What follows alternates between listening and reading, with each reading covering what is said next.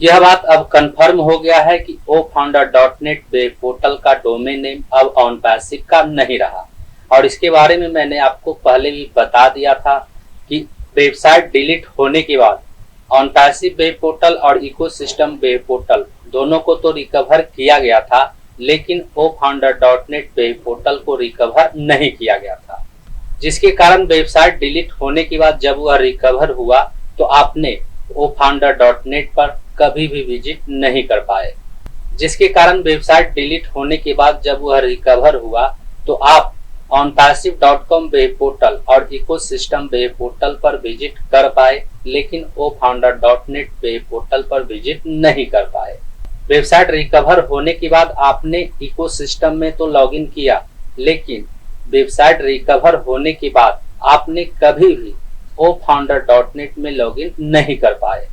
और इसका कारण यह था कि ofounder.net वेब पोर्टल रिकवर नहीं हो पाया था, लेकिन फाउंडर लीडर द्वारा यह बताया गया कि OnPassive का जो भी वेब पोर्टल डिलीट हुआ था उसका 100% डेटा को रिकवर कर लिया गया है।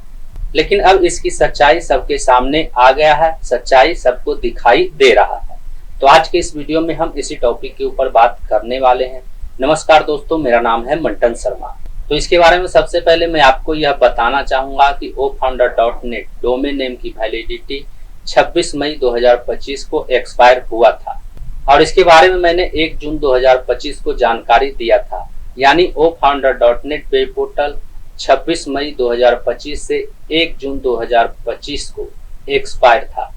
वही वीडियो बनाने के बाद ofounder.net डोमेन नेम को किसी ब्रोकर के द्वारा बुक कर लिया गया है और अब उसे ब्रोकर के द्वारा ऊंचे दामों में सेल किया जा रहा है। यानी ofounder.net डोमेन नेम पर अब सारा कंट्रोल ब्रोकर का है, OnPassive का नहीं है।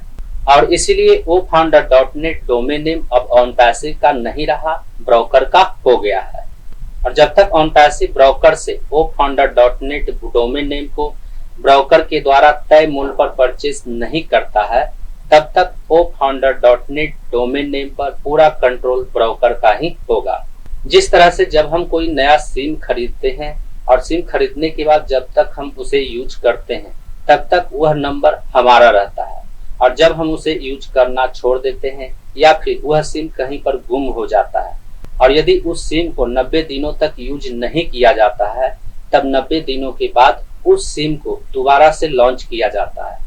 उस सिम नंबर को, उस मोबाइल नंबर को दोबारा से कंपनी के द्वारा सेल के लिए भेज दिया जाता है और जब वह नंबर किसी और के द्वारा खरीद लिया जाता है तो उस नंबर पर उसका हक होता है, आपका हक नहीं होता है। उसी तरह से ofounder.net डोमेन नेम पर ब्रोकर का हक है, OnPassive का हक नहीं है। यहाँ पर समझने वाली एक और बात है कि जब मैंने 1 मई को वीडियो बनाया था तो 1 मई के शाम को ofounder.net वेब पोर्टल का लॉगिन पेज कुछ घंटों के लिए लाइव हुआ था। उसके कुछ घंटों बाद 2 या 3 मई को ofounder.net वेब पोर्टल फिर से गायब हो गया और इसका कारण यह था कि जब ब्रोकर ने ofounder.net डोमेन नेम को अपने नाम पर बुक किया तो वह एक्टिव हो गया और ofounder.net web portal ofounder.net website से लिंक होने के कारण जब वह एक्टिव हुआ तो ofounder.net वेब पोर्टल का लॉगिन पेज कुछ घंटों के लिए, कुछ समय के लिए लाइव हुआ था।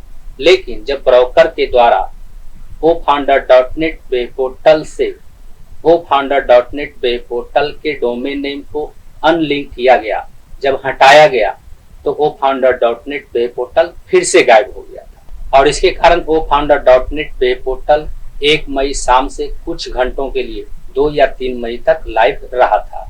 उसके बाद ब्रोकर ने जब उसे ofounder.net वेब पोर्टल से डोमेन नेम को अनलिंक किया, डोमेन नेम को वहां से हटाया, वहां से रिमूव किया, तब फिर से ofounder.net वेब पोर्टल गायब हो गया था।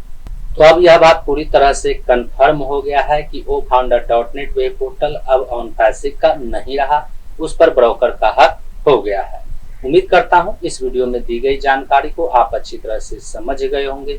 इस वीडियो से संबंधित यदि आपके मन में कोई सवाल है तो आप हमें नीचे कमेंट में पूछ सकते हैं।